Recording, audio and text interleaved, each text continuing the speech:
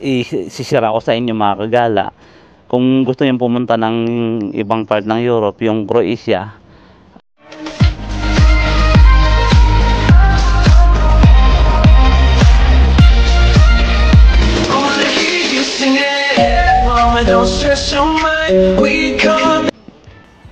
kamusta mga kagala? So ito yung pangalawang gala natin ulit sa mga lake. Ito guys, papasyal ko kayo mamaya doon mga kagala, kasi hindi ito siya natural na lake, kasi ito isang lake na historical. Ang pagkakalam ko, itong lake na to is man-made, pinagawa lang siya ng German. Hindi ko pa nalalaman kung ano talaga yung history, kasi kararating lang namin.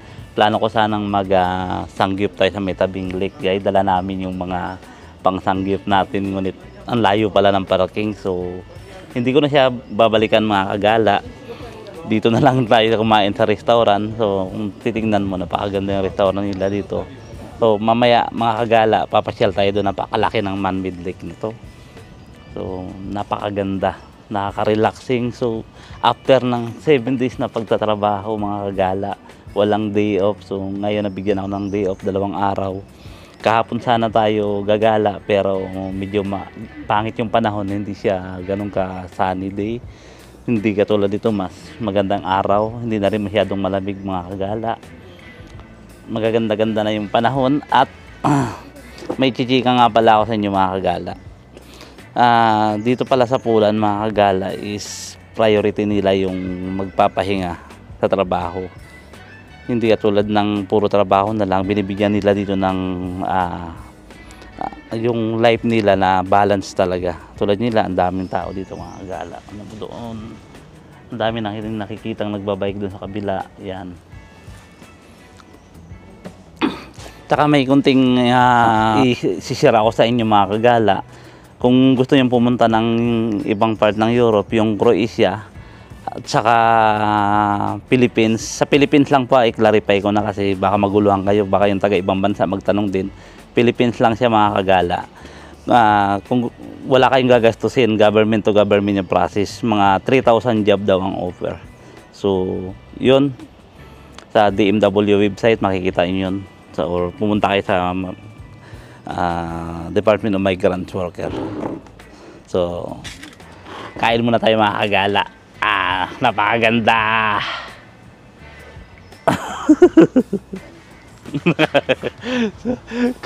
So mga kagala, dito tayo sa parang pier, parang pier Pantalan. Titingnan nyo mga kagala, napakaganda. So yan, hindi ko lang kayo na ipapasyal, nabibigyan ko rin kayo ng mga information about sa Pulan, sa mga job hiring. So bakit hindi nyo ako panoorin at i-like at i-subscribe yung mga video ko, at para mas marami pang information ang maibigay ko sa inyo, at marami pang gala mga kababayan ko. Kung titingnan nyo mga gala, napakaganda, stress free talaga yung lugar na to. Yan, napakaganda. So balik tayo sa loob mga kagala. Hindi pa natin to pwedeng i-dive yung camera ko, kasi plano ko pa siyang bilihan ng underwater shot na frame, yung pang underwater, para makapagsisid tayo ng summer. Mga kagala, nakita nyo ang dami ng tao. Mga kagala, kung gusto nyo pumunta rito, sa Pulan lang to. So ilalagay ko yung address sa description box, para kung malapit kayo sa Pulan, mapuntahan nyo rin. So napakaraming tao. Ayun, may playground sila rito. Tapos yun, pwede mag-walking, mag-biking. Yan. Pwede kang mag-rent ng kayak dyan sa summer. Ewan ko kung open na siya ngayon. Hindi ko pa nasubukan. Kaya plano ko rin bumili ng inflatable kayak, para hindi na tayo mag-rent siguro. Mura lang naman yun mga kagala. So pag summer, pwede ka dyan maghiga-higa o mag-sunbathing ka dyan. So mayroon na nga eh.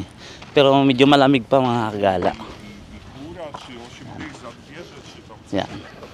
So may playground din sila rito. Yun ang playground nila. Kung may mga anak kayo dyan sa Pulan, malapit lang to sa city. So as in sa mismong city to siya mga kagala. May marami na rin tao na mamasyal. Ayun. Ayun. So, sabi nila sa comment, yung binasa ko yung review nito mga kagala is punong-puno daw to ng tao sa summer. So, meron dito ano, mga sliding bed na pwede mong magamit kung magsasunbathing ka. Yan mga kagala. So, puno to ng mga sexing babae sa summer. Balik tayo dito mga kagala. Alam niyo naman yung mga police girl pag nagsasunbathing, halos kita mo ang buong kaluluwa. Kaluluwa! So, ang ganda rin ng nature dito kasi yung kakahuyan, tingnan yung mga kagala. So, ayos na ayos to kung nagre-relax ka. Yan. Ang una nga sana, medyo disappointed ako nung papasok ako ng forest mga kagala. Kasi ang pangit, kala ko pangit. So, mamaya maglalakad tayo mga kagala sa forest para makita nyo na kung saan ako na-disappoint. Pero nung marating ko to mga kagala, sobra ka-stress free siya. So, yung sinabi ko nga palang hiring ng Croatia yon mga kagala is 3,500 yun na job offer nila. Government to government ang sinabi doon. Ilalagay ko yung link sa description box para kayo na lang mag-check. So, ito siguro yung mga dressing room. So, nakita nyo si ate mga kagala. Ito yung mga kayak, pwede mo siyang i-renta siguro. Pag summer, ewan ko kung open na siya pero parang hindi pa. So, tumataas din yung tubig niya kahit lake lang to. Pwede siyang maligo pala. So, pwede tayong maligo. So, mga kagala, hindi pa rin natin kayang maligo kasi kung titingnan mo yung tubig, medyo malamig pa. Para ka mapoprusin pa rin. Ayun, may mga kayak ko. Yun yung mga kagala. Pag summer siguro pwede na mag-rent dyan. So, hindi na siguro mag-rent. Pag summer, bibili na lang ang infallible kayak para mahal din yung renta niyan per hours lang. Ayun nagdadala sila ng mga aso. Ang pangit lang dito kung minsan siguro yung poop ng aso sa forest, wala kasi silang animal free kasi dito. Pwede kang pet lover siguro may ari nito, kaya pwede yung mga pet ipasok. So labas na tayo. Ito nga pala mga kagala, mayroon siyang kung saan nakatayo yung lifeguard. So safe yung lake na yan kahit maligo ka. Matatanaw kayo kung ano mangyaring accident na pwedeng mangyari sa inyo. So, ang pangit lang pala dito mga kagala is hindi siya pwedeng mag-grill dito. Hindi ka pwedeng magdala ng food mo, yung luto na, pero yung mag-iihaw ka o kaya bonfire, bawal siya rito. O kaya mag-grill ka, bawal. Hindi siya pwede. So, ang gagawin mo na lang mga kagala, bumili ka na lang may restaurant naman dyan. Medyo pricey nga lang. Unlike sa mga restaurant sa loob, ay sa labas ng resort na to. So, baon na lang kayo kung suppose nandun lang naman kayo. Yan, pwede. So, napakalinis niya guys. Na yung plant, Oo. yung mga puno, tumutubo din siya. May halaman na tumutubo siya mismo din Sa ilalim ng sa lake. lake mismo. Pero tumutubo lang siya during May hanggang autumn. Mamamatay siya ulit during the So, yung gitna ng lake na yan. Oo, yan buong lake na yan. Ah. May mga tumutubo dyan sa ilalim na halaman. Di ba kanina sabi ko may mga root mismo yung... So, trivia tayo mga kagala. Yan palang lake na yan, during the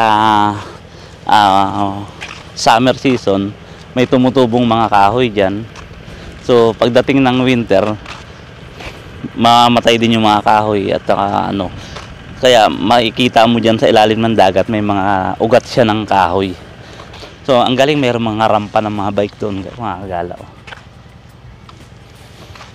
So, sa buong mundo, dati, ito lang yung Oh, another trivia pala sabi ni Madam. Ni-research niya. Hindi ako nag-research kasi alam mo naman tamad ako magbasa. So sa buong mundo, ito lang daw yung lake na may tumutubong mga halaman sa during the summertime. Summertime, no? So namamatay din pag autumn na. So kaya pala napansin mo may mga ugat ng kahoy doon. So pwede rin dito mga kagala, may dala kayong bola, magbabalibol tayo dyan. Pero ang pinakamaganda mga kagala doon may palaruan ng skateboard. So pang sports ano talaga siya. So sa mga safety naman mga kagala, may mga CCTV rito, so wala kayong ikabahala dito. Napaka safe ng lugar. Tsaka Poland to, nasa Poland tayo, safe talaga ang Poland kahit saan. So papasok na tayo mga kagala sa forest. Doon makikita nyo kung saan ko sinabi na parang disappoint ako dahil kala ko kagubatan lang yung makikita ko dito. So mali pala ako nang ini-speak. So tama yung don't judge the book by its cover. Ito, ano po ito? So Parang sa Las Palmas po. So ibig sabihin tinambak lang to rito. Oo. Man-made na to. Man-made lang tong Pero white na white. Oh, white sun nila. Man-made lang tong ano. So kinuha lang tapos tinambak dito. Ang ganda. Pino rin. White sand, no? So katagalan, dumami na rin ang dumami. Volleyball. Volleyball court. So pwede tayo mag-volleyball dito. Makabili tayo ng bulang pang volleyball.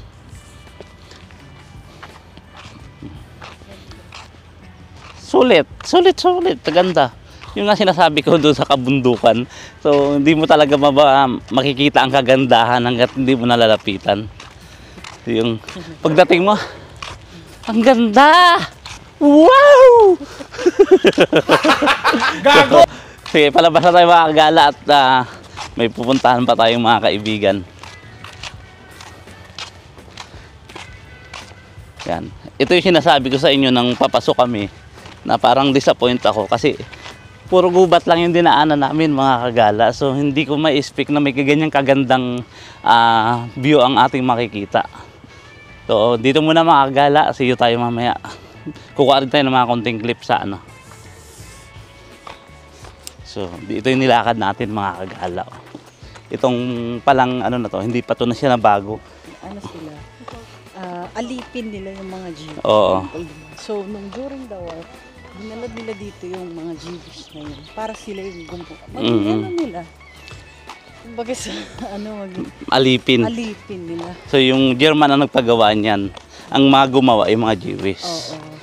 So, kala ko ginawa ng German to para pasalamat para sa mga taga-Jewish. So, mali pala. Meron silang mga specific na daan para mas mabilis nilang mapupuntahan. Diba? Kaya meron siyang mga sign, diba? Ayan, meron yan, street na ganito. Paglabas mo, yun na siya. Diba? So, pinagawa nila to sa mga Jewish during the war.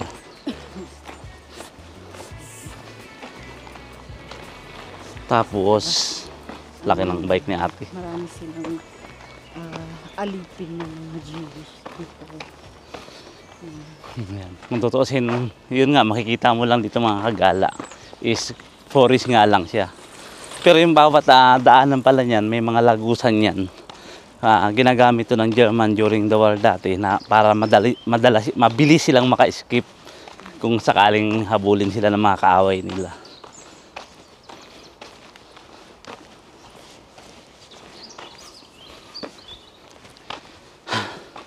Medyo nakakapagod maglakad. 20 minutes lang ba? Mga 20 minutes galing kami sa highway kanina, ngayon palabas naman tayo. Pero pagdating mo pala sa loob, sulit naman. Kung tingin mo, gubat lang yung nilakad mo.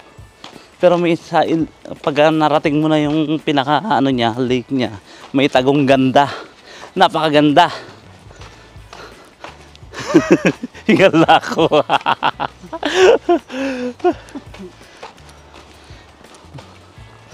So, ito kaya lang perong nakasulat doon. Hindi. Meron pa to siyang pinakailalim dahil ang pagkakaalim.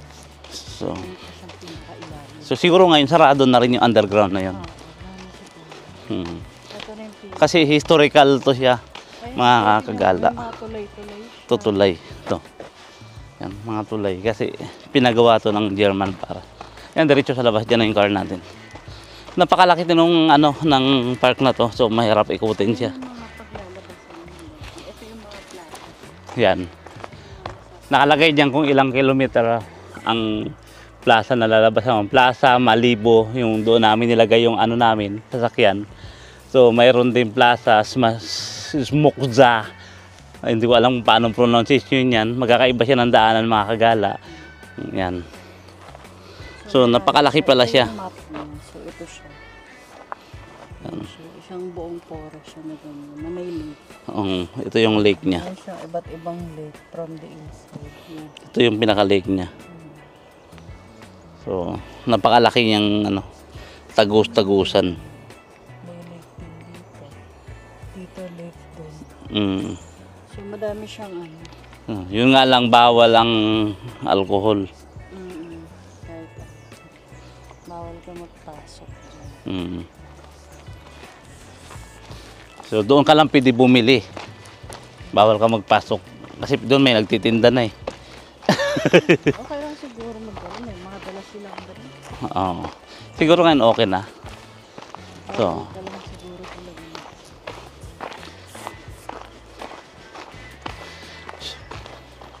so kita tayo ulit mamaya, mga kagala, at palabas na kami ng highway. Pakita mo din po. So, ito yung kaninang pinuntahan natin. Ito, mga kagala, ito yung pinasukan natin. So yan ang sinasabi ko kasi makikita lang natin na parang forest lang yung papasukan mo. Kaya sabi ko nung papunta, parang disappoint ako nung una. So ito yung tunnel papasok diyan sa ano. Pero ito siguro hindi to ganito siya kaganda dati. So dinevelop na lang ni Polan kasi meron na siyang bike lane at meron din siyang para sa naglalakad.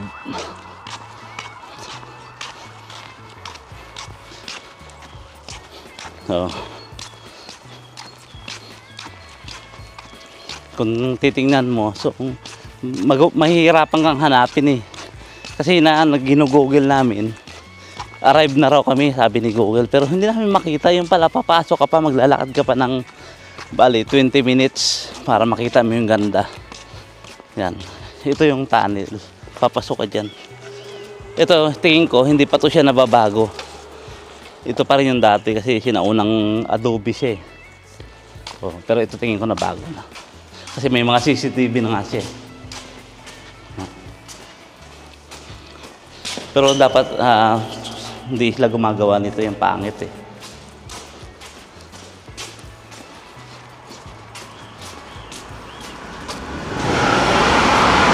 Yan, may train na dumaan sa ilalim.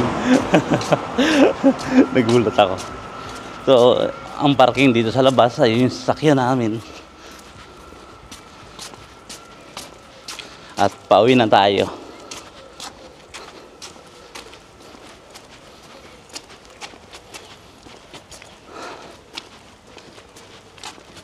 Kung iisipin mo, mga kagala, nakakapagod nga naman maglakad papasok. Pero once na marating mo yung loob, sulit, yung pagod mo nawawala, para kang nasa ibang planeta. Napakaganda niya. So, hindi ko alam kung pwede mag-park dito ng libre kasi iniwan ko lang yung sasakyan.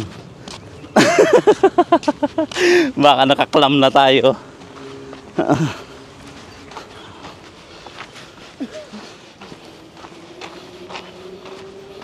Yan. So, tingin ko libre naman yung parking dito. Kaya kung ikaw nasa pusnan dyan, mga kagala, at gusto mong mag-relax, pwede kang pumunta rito. Napakaganda.